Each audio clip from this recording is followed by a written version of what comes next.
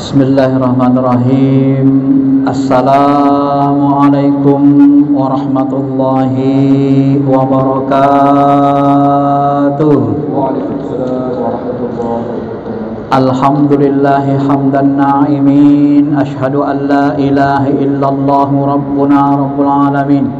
Wa ashhadu anna sayyidina sayyidil mursalin. Allahumma salli ala habibina syafi'ina wa maulana Muhammadin wa ala alihi wa sahbihi ajma'in, amma ba'd.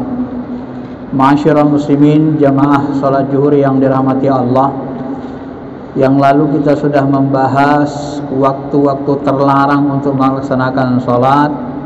Kemudian bab selanjutnya kita teruskan kepada sholat jemaah, hukum dan tata caranya.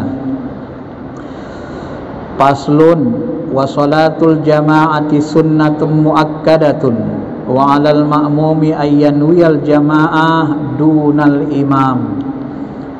Abu Syuja' mengatakan, Abu Syuja' ini seorang qadi ya, sholat jemaah itu hukumnya sunnah muakkad. Sunnah muakkad, dan bagi makmum dia wajib ayyanwiyal jamaah. Jadi makmum dia wajib berniat untuk berjemaah mengikuti imam dunal imam. Tapi kalau imam tak wajib berniat menjadi imam. Maka nanti kalau misalnya kita sholat sendiri, tiba-tiba ada seseorang datang di belakang kita, mengguit ya, memegang bahu kanan kita, dia mau berimam sama kita, dia berdiri di sebelah kanan kita. Tadi kan kita tidak berniat jadi imam, maka itu sah, maka dia tidak diwajibkan berniat jadi imam. Itu maksudnya. Al-aslu fil masy'ur iyatil jamaah al-kitab wa sunnah wa ijma'il ummah. Adapun asal dari pensyariatan salat jamaah ini didasarkan kepada Al-Qur'an, sunnah, ijma' umat Muhammad. Misalnya dalilnya dari Quran, wa idza kunta fihim fa aqamta lahumus sholata faltakum ta'ifatum minhum. Apabila engkau Muhammad setelah bersama mereka, maka hendaklah engkau berdiri melaksanakan sholat, dan sebahagian lagi bersiap-siap memegang senjatanya. Ini jemaah dalam sholat dalam keadaan khauf, takut masa perang. Lalu beliau mengatakan, amru bil jamaah fi qawlihi faltakum fa'indal amna aula. Perintah sholat jemaah dalam ayat ini yang disebutkan berdirilah engkau, ini dalam kondisi takut, dalam kondisi perang ya. Nah, sholat khauf begini saja masih sholat jemaah diperintahkan, apalagi dalam kondisi aman, maka lebih utamalah diperintahkan sholat jemaah, kan begitu. Jadi kondisi perang, masa takut, Nabi dan sahabat pun masih sholat jemaah. Bagaimana dengan kondisi tenang, gak ada perang? Tentu sholat jemaah lebih disyariatkan lagi. Begitu bahasa beliau. Jadi ayat ini diambil sebagai dalil, walaupun sebenarnya banyak dalil lain. Waraka'u ma'ar raki'in, rukuklah kamu bersama orang-orang yang rukuk. Wahia fardu ain fil jum'ah, dan sholat jemaah ini fardu ain untuk sholat Jumat. Jadi sholat Jumat semua kita wajib sholat Jumat. Nah, perlu saya ingatkan, karena sholat Jumat ini dalam mazhab Syafi'i dianggap wajib fardu ain.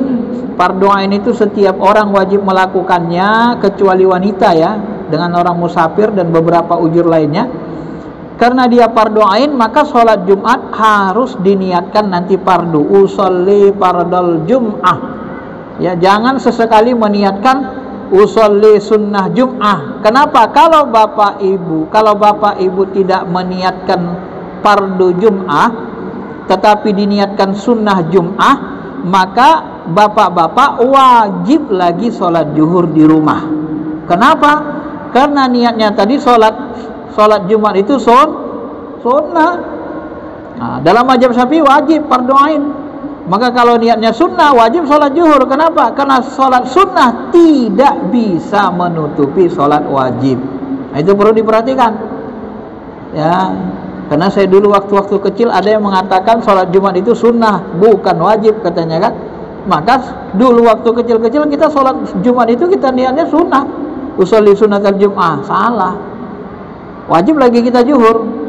Ya, karena sholat sunnah tidak bisa menggugurkan sholat wajib. Nah, begitu ya. Ini fikih ini mendalam, dia rinci. Dipilihkan kepada kita pendapat-pendapat yang kuat, yang logis berdasarkan Al-Quran dan hadis. Ma'asyiral muslimin, Bapak Ibu yang dirahmati Allah Subhanahu wa taala. Wa amma fi ghairiha fa fihi khilaf. Adapun salat jemaah selain salat Jumat, hukumnya ulama Syafi'iyah berbeda pendapat. As-sahih indar Rafi'i, yang paling sahih pendapat Imam Rafi'i mengatakan hukumnya sunnah. Jadi salat jemaah itu dalam mazhab Syafi'i, Imam Rafi'i mengatakan sunnah. Waqila fardu kifayah, dan sebahagian ulama Syafi'i mengatakan hukumnya fardu kifayah. Kalau sebahagian sholat jemaah sudah ada, maka yang tak sholat jemaah di luar sana tak berdosa. Tapi kalau masjid kita ini kosong, semua orang sekitar masjid ini berdosa. Gak ada jemaah zuhur misalnya, berdosa semua ya, yang di sekitar masjid ini.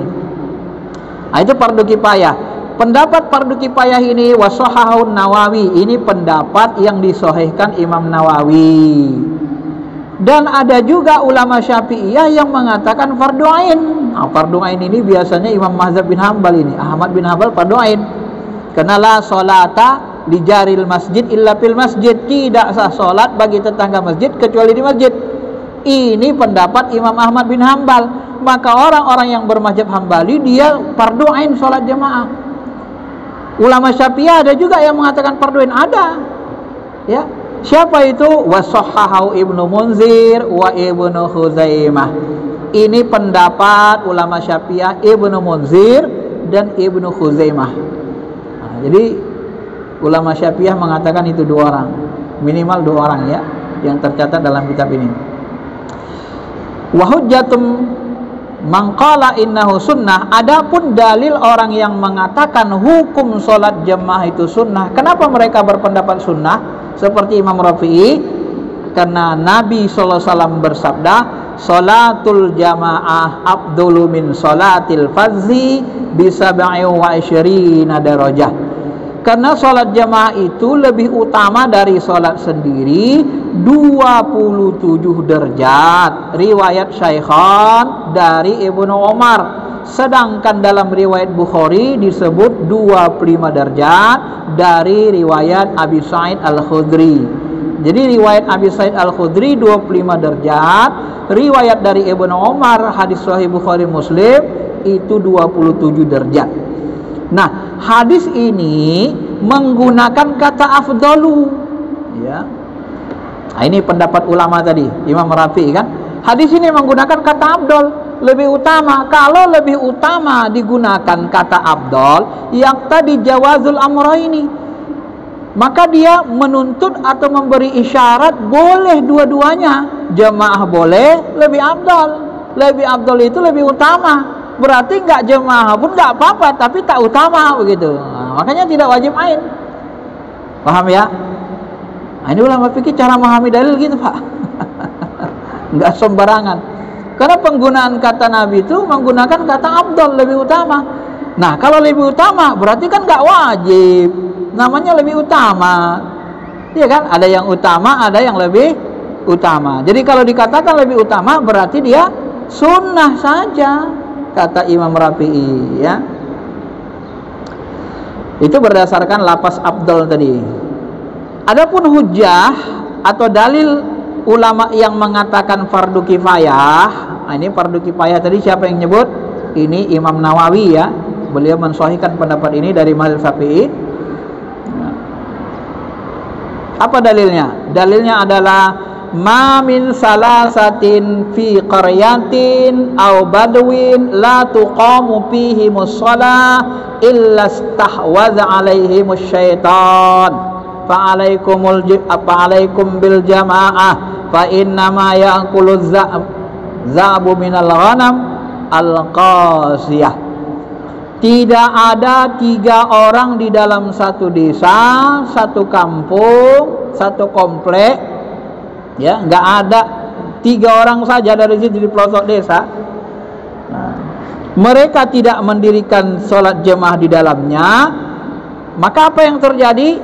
Istahwaza alaihimus syaitan, kecuali mereka akan dikuasai setan. Ini bedanya sholat jemaah dengan sholat sendiri. Coba perhatikan, kalau kita sholat sendiri itu cenderung cepet-cepet, ya gitu, memang kayak gitu kan, kayak dikuasai setan kan. Tapi kalau jemaah yang ikut imam nggak bisa cepet-cepet, ikut imam aja. Tapi kalau sholat sendiri, itu kadang-kadang kayak patok ayam kan, kadang sholatnya gitu kan, langsung. Kenapa? Ya itu tadi. Jadi pengaruh jemaah itu ternyata besar, ya. Maka disitulah nanti banyak besar nilainya, derajatnya tinggi. Belum lagi langkah kaki kita ke masjid dinilai Allah Subhanahu Wa Taala sebagai pahala. Ditambah lagi keseriusan kita menjaga sholat itu, rukun syaratnya itu lebih serius ketika berjemaah ketimbang sendiri, ya. Itu nalurinya atau adatnya, kebiasaannya begitu. Masyarul muslimin, Bapak Ibu yang dirahmati Allah, maka kalau mereka tidak berjamaah, mereka akan dikuasai setan. Fa'alaikum bil jamaah, maka hendaklah kalian berjamaah. Fa inna ma ya'kuluz za'bu, karena seekor domba itu, seekor kambing itu, dia akan dimakan oleh serigala kalau lagi sendirian. Jadi kalau sering menyendiri-sendiri, kalau di dalam dunia spiritual, dunia tasawuf, kalau nggak berguru, rata-rata orang nggak berguru, bertarikat, betapa di gunung di mana-mana nggak ada gurunya, insya Allah sesat. Ya, insya Allah sesat. Apalagi niatnya salah, mau kebal, mau ini, pasti datang jin. Tapi kalau perintah gurunya, dia munajat bersemedi di gunung, ada perintah mursyidnya, nanti setelah dia bermunajat, tahanus, lalu dia datang melapor ke gurunya, insya Allah dibimbing, nggak sesat. Nabi Muhammad tahanus di Gua Hira, siapa gurunya? Pembimbingnya? Jibril yang datang. Dan niatnya memang mencari Tuhan, cari Allah gitu. Tapi orang betapa ini kan kebanyakan niatnya apa? Mau kebal, mau kaya, ya pasti datang jin lah. Niatnya aja udah salah. Nah, itu sesat. Maka sendiri-sendiri itu bahaya. Perlu ada guru, perlu jemaah. Ya, kalau enggak nanti dimakan setan, dimakan serigala. Nabi memberi perumpamaan gitu. Nah, inilah dalil bagi ulama Syafi'iyah yang mengatakan jemaah itu menjadi fardu kifayah. Ya, kalau sudah ada yang berjemaah, maka kampung itu tidak dikuasai sama setan. Tapi kalau mereka sholat sendiri, dikuasai setan mereka semua. Nah, begitu bahasanya ya. Ini hadis yang diriwayatkan oleh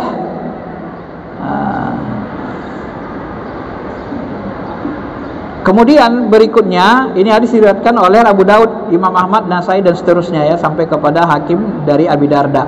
Kemudian berikutnya, hujjah atau dalil ulama Syafi'iyah yang mengatakan sholat jemaah ini fardhu ain, itu adalah hadis laqad hamamtu an amura bis shalah fatuqama thumma amura rajulan fayusalli bin nas summan taliqa ma'rijalin ma'ahum huzamum min khatabin ila qaumi la yashhaduna shalat fa uharriqa alaihim buyutahum binnar.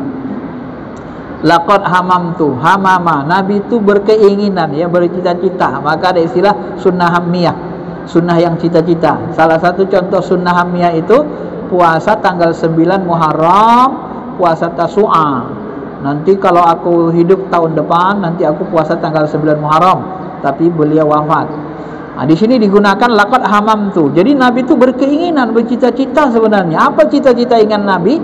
Keinginan Nabi, dia perintahkan orang sholat di Masjid Nabawi. Setelah orang jamaah di Masjid Nabawi, kemudian Rasul menyuruh beberapa orang, ya, summan taliqa ma'rijalin ma'ahum, kemudian menyuruh beberapa orang menemani beliau, Ngapain? Huzamun min khatabin, yang membawa kayu bakar, membawa kayu bakar, didatangi rumah-rumah sekitar Masjid Nabawi itu. Siapa yang sholat di rumah, dibakar Nabi rumahnya. Siapa yang sholat di rumah, dibakar rumahnya. Ini hadis sahih juga kan, Sahihun Bukhari Muslim. Fauharriqu alaihim buyutahum binnar, maka aku bikin bakar rumah mereka. Nah, jadi kalau dipahami hadis ini kan ngeri kan. Sebenarnya Nabi pingin bakar orang yang sholat di rumah. Berarti kalau begitu wajib dong fardu ain. Iya, kalau dilihat dari tekstualnya. Nah, cuma kata ulama Syafi'iyah, wa jawabuhu annahu lam yahriqa wa anna hadza kana fil munafiqin. Ya, sekiranya Nabi membakar betulan, wah itu udah wajib ain, Pak. Tapi karena tak jadi dibakarnya, hanya cita-cita keinginan Nabi, berarti sunnah muakkad sajalah, tak sampai wajib ain lah, begitu ya. Nah, itu pula pemahaman ulama. Karena ini sebenarnya ditujukan kepada orang-orang munafik yang suka sholat di rumah. Karena orang munafik paling malas sholat jamaah.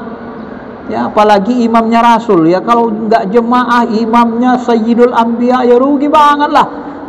Kecuali imamnya orang Mu'tazilah, akidahnya rusak, Mujassimah kan. Nah, nggak apa-apa kita nggak usah sholat jamaah di situ, ya kan. Tapi kalau imamnya Nabi Muhammad nggak datang, kita ini rugi besar dia kan. Kuat sekali perintahnya. Maka Bapak Ibu yang dirahmati Allah, jadi kalau kita kaji hadis-hadis sholat jemaah ini berkaitan dengan fikih hukum, fikih ini nilainya objektif, dia apa adanya, gitu ya. Hukumnya dia analisis apa adanya. Tapi kalau Bapak Ibu, Bapak-bapak mau rajin sholat jemaah ke masjid, bacalah fadilah keutamaan sholat jemaah seperti orang jemaah tabligh. Fadilah jemaah dibaca sebanyak-banyaknya, itu maka rajin kita semangat sholat jemaah dibuatnya. Nah, tapi kalau fikih ini dia bahas hukum. Kalau dibahas hukum kayak gini apa adanya. Kalau Bapak nanti cenderung milih sunat, jadi malas, jadinya bisa malas. Sunnah aja kok katanya. Kata Imam Rafi sunnah kok, bisa jadi malas.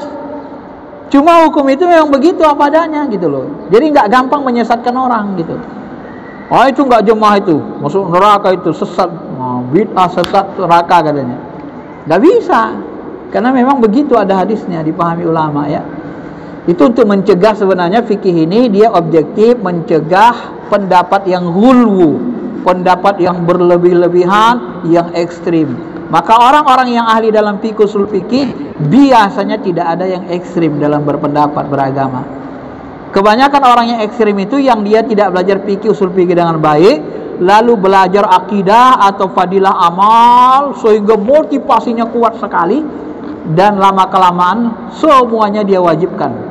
Akhirnya nanti dia mensesatkan banyak orang. Itu akibat, itulah keutamaan dan kelemahan ilmu kalau dipelajari sepotong-sepotong. Tapi dari satu sisi memang kita rajin ibadah dibuatnya, kena semangat ghirah itu kan. Cuma dalam fikih ya begitulah hukumnya, ulama membahas ya. Maka kalau kita mau semangat ya bayangkan saja 27 derajat. Masa kalau orang jemaah tabligh sering bilang gini, masa ente digaji 1000 di rumah sholat, kemudian 27.000 di masjid ente milih di rumah, ya nggak mungkin lah. Coba diuangkan itu 1000 sama 27.000, kira-kira Bapak mau kemana?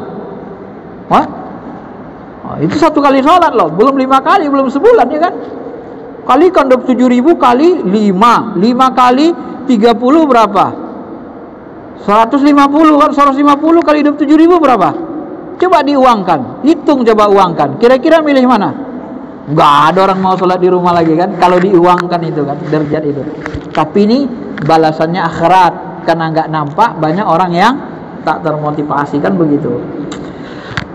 Maka kalau kita mau semangat, lebih abdol, lebih utama, tentu lebih banyak pahalanya. Sampai-sampai nanti sebagian ulama menyebut kalau kita sholat jemaah itu, kalaupun kita tidak khusyuk, imamnya khusyuk, sholat kita terangkat jadi khusyuk.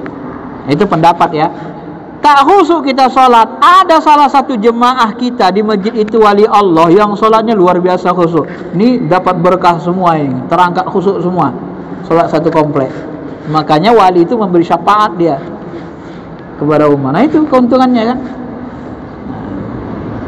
Masyiral muslimin, Bapak Ibu yang dirahmati Allah Subhanahu wa taala. Wa'lam annal jamaah tahsul bi salati rajulun fi baitihi ma zaujatihi wa ghairaha lakinnaha fil masjid afdal. Ketahuilah, kata beliau, ya, sebenarnya salat jamaah di rumah itu tadi pun boleh, ya. Sebenarnya salat jamaah bisa dicapai, salat jamaah di rumah sama anak sama istri boleh aja sebenarnya. Cuma tetap di masjid lebih afdal. Kecuali terdapat banyak masjid, maka dipilih yang paling utama. Yang paling utama mana? Yang paling utama tentu masjid yang jaraknya lebih jauh, karena langkahnya lebih jauh. Kecuali masjid yang jaraknya lebih jauh itu imamnya di situ orang Mu'tazilah, rusak akidahnya, yang dekat aja gitu. Orang Mu'tazilah, sebahagian ulama Syafi'iyah mengatakan orang Mujassimah, tidak usah sholat dengan orang Mujassimah. Kenapa? Karena dia menggambarkan zat Tuhan itu berjisim, ada tangan, ada kakinya. Sebenarnya akidah sesat. Cuma Imam Asy'ari ada yang mengatakan di akhir-akhir hidupnya dia tidak mengkafirkan orang yang Mujassimah ini. Kenapa? Karena orang Mujassimah ini nanti cenderung orang awam, nggak bisa diajak berpikir secara detail.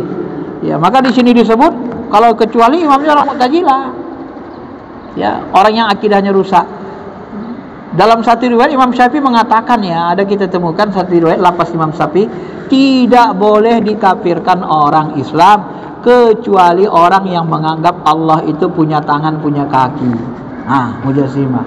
Bayangkan tuh, punya tangan, punya kaki. Kenapa? Karena zat Allah itu tak terjangkau. Tangan, kaki itu sifat makhluk alam bumi, alam dunia, alam nyata. Kan ada orang bilang Allah tuh bertangan berkaki, tapi tangan kakinya beda sama kita. Ada kan? Apalagi sekarang. Kalau Buya Yahya bilang, apa bedanya kita mengatakan kucing itu punya tangan kaki, tapi tangan kaki kucing beda sama kita? Bener. Bener juga kan? Ya kan?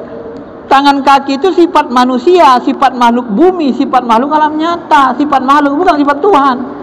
Tuhan itu nggak ada adanya, nggak ada jisimnya. Zatnya nggak terjangkau. Dia dihijab cahaya. Lau kasyafahu, kalau dibongkar, dibuka, dikasyaf, dibuka tirai cahaya nur zatnya, lah tarakat, maka semua subhat, semua yang menatapnya akan hancur terbakar. Maka bukit Tursinya itu kan meledak ketika Allah menunjukkan nur zatnya, meledak. Nabi Musa ingin melihat Allah zatnya, tidak bisa Musa.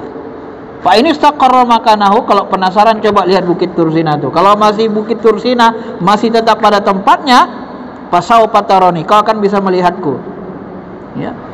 Falamma tajalla rabbahu lil jabal, ketika tajalli Allah bagi bukit itu, ja'alahu dakka, maka bukit itu pun hancur berantakan. Ya bagaimana matahari aja didekatkan ke bumi, bumi hancur. Begitu terangnya, dan zat Allah itu nur zatnya saja lah jauh lebih terang dari matahari. Maka kalau enggak dengan nur ruh kita tidak bisa melihat Allah Subhanahu wa taala. Maka kata Nabi, "I'lamu", ketahuilah, la tarawna rabbakum hatta tamut, kamu tidak akan bisa menemui, melihat Tuhanmu sampai kamu mati. Maksudnya apa? Ya di alam bumi, alam tak kekal, alam binasa ini nggak bisa kita lihat Allah. Ya, nanti di alam akhirat atau di alam ruh kita nanti yang memperlihatkannya kepada Allah. Karena yang paling dekat dengan Allah adalah ruh kita, kata Syekh Abdul Qadir Jilani, ya. Namanya ruh kudusi atau tiplul ma'ani. Masyarul muslimin, Bapak Ibu yang dirahmati Allah. Nah, kalau imamnya nanti orang-orang yang rusak akidahnya, maka lebih afdal yang paling dekat, dicari yang lebih banyak pahalanya, yaitu banyak langkahnya, lebih jauh, dan imamnya yang bagus. Ya. Kemudian dilanjutkan lagi oleh beliau, ini berkaitan dengan masbuk. Jika makmum masbuk mendapatkan imam, maka ya, imam masbuk dia mendapatkan imam dalam keadaan ruku, apakah makmum itu dihitung satu rakaat? Ya. Kaul yang sahih dipegang para ulama, disepakati para imam adalah seperti dikatakan Nawawi dalam kitab Roda, bahwa makmum itu memperoleh satu rakaat. Jadi kalau kita jemaah masbuk, imamnya sedang ruku, ya kita langsung niat, langsung ikut ruku. Tapi kalau dia sudah berdiri berarti nggak dapat 1 rakaat ya. Ini mazhab Syafi'i begitu. Itu pendapat yang disepakati oleh ulama dalam mazhab Syafi'i. Berdasarkan hadis, ijazah hadakum sholata wa nahnu sujudan fasjud wala ta'ud syai'an. Nah, ini lain lagi. Wa man adraka ruku' faqad adraka rak'ah. Inilah dia Abu Daud bisnad lam diriwayatkan Abu Daud. Apabila datang seseorang kamu salat jemaah dan kami sedang sujud, maka sujudlah dia. Ya. Tetapi sujud dia itu tidak dihitung 1 rakaat. Fala ta'udduha syai'an. Kalau imam sedang sujud, kita ikut langsung sujud, maka itu belum 1 rakaat. Waman adrakar ruku faqad adrakar rakaah. Tetapi kalau kita datang berimam, imam sedang ruku, maka kita mendapati 1 rakaat. Nah, cuman ada pendapat Imam Ghazali, kata Ghazali, la tadrakul jamaah illa bidraki rakaatan. Tak bisa dihitung jemaah kalau tidak mendapatkan 1 rakaat. Ini analisis saja ya. Artinya Al-Ghazali mengatakan, mungkin Al-Ghazali berpikir ya, kalau nggak dapat 1 rakaat ya macam mana disebut jemaah? Ya namanya nggak dapat 1 rakaat berjemaah, ya apanya jemaah? Udah kelewatan kan gitu. Lalu Imam Bukhari mengomentari lagi, innahu munkirul hadis, katanya. Hadis itu termasuk hadis mungkar. Tetapi Ibnu Hibban mengatakan rawinya itu sikoh. Ya karena di dalam hadis itu ada namanya periwayatnya seorang rawi ya Yahya bin Abi Sulaiman Al-Madani. Ibnu Bukhari mengatakan, itu hadisnya mungkar itu. Ibnu Hibban bilang, oh enggak, itu sikoh. Maka Ghazali mengatakan begitu. Dikatakan lagi yang dimaksud pendapat Al-Ghazali itu, kata Imam Nawawi, itu pendapat yang syadz, dianggap Imam Nawawi dhaif. Nah, di sini disebut di dalam Fi Asli Raudhah, di dalam kitab Raudhah, dia syadz. Jadi pendapat Imam Ghazali yang mengatakan dia tidak mendapat jemaah ketika ruku itu pendapat yang syadz, lemah. Ya. Tetapi kata Al-Pawrani lagi dari mazhab Syafi'i, Imam Ghazali itu pendapatnya kuat, jazmubih, kuat itu juga katanya.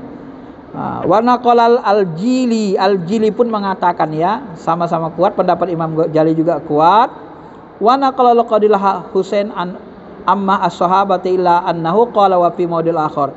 Nah, tetapi nanti di sini ada pendapat Imam Bukhari itu disebut mendapatkan 1 rakaat kalau bagi itu hanya bagi orang yang berpendapat membaca Fatihah di belakang imam tidak merupakan kewajiban. Nah, itu pula. Jadi Bukhari gitu pula katanya kan. Ini ulama. Tapi kalau Fatihah itu dianggap wajib dibaca, ya tidak bisa lah, namanya wajib, mana bisa ditinggalkan yang wajib. Maka nanti terjadi perdebatan. Oh enggak, memang dalam hadisnya begitu. Yang menanggung Fatihah makmum itu imam. Kalau berimam yang menanggung Fatihah makmum imam. Maka dalam mazhab Syafi'i pun terjadi nanti ya sedikit perbedaan begitu. Kalau begitu nggak wajib lah Fatihah itu. Oh, itu nggak wajib kalau masbuk saja. Tapi kalau sholat biasa itu wajib dibaca gitu. Itu bagi yang masbuk saja. Ini terjadi gitu ya, silang pendapat ulama itu tadi ya. Baik dari segi kualitas hadisnya, memahami hadisnya dan seterusnya ya. Inilah cakrawala dalam fikih itu. Dalam fikih itu nggak ada sesat-sesat. Dia hanya menganalisis mana yang lebih kuat, mana lebih kuat. Kita tinggal memilih saja kan. Maka di dalam mazhab fikih mazhab Imam Syafi'i saja, ulama Syafi'iyah saja dia berbeda pendapat. Kenapa? Karena inilah disebut, inilah namanya furu. Furu itu apa? Ya furu itu termasuk hukum salat jemaah furu kan. Yang usulnya apa? Yang usulnya salat. Jemaah hanya dapat pahala, lebih besar pahalanya itu usul, pokok. Tapi hukum melaksanakan jemaahnya masuk ke wilayah furu. Karena itu ulama beda pendapat ya.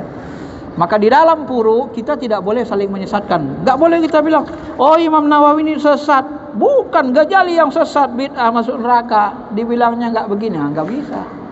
Karena dia pun memahami berdasarkan dalil hadis-hadis yang disebutkan Nabi sallallahu alaihi wasallam. Kemudian sedikit lagi ya, Ibnu Rifah meriwayatkan dari sebagian kitab Syarah Muhadzab bahwa orang yang lalai terhadap takbirnya hingga imam ruku, ia tidak memperoleh rakaat walaupun ia mendapatkan imam dalam keadaan ruku. Nah, jadi mentang-mentang mau dapat satu rakaat dikejarnya imam, Allahu Akbar katanya. Jadi dia Allah Akbar saja, enggak niatnya kalau enggak jelas. Allahu Akbar katanya langsung dia. Enggak boleh, harusnya Allahu Akbar, tenang dulu kita. Begitu tenang kita, baru ruku. Baru dapat satu rakaat. Kenapa? Karena niat itu lebih utama. Itu rukun niat itu rukun pertama dalam sholat. Nah, itu pula kata Ibnu Rifah kan. Nah, inilah perlu kita pelajari ilmu fikih ini supaya sholatnya benar, nggak salah-salah, nggak menduga-duga. Ada pegangan kita dari ulama dan dia bernas berdalil.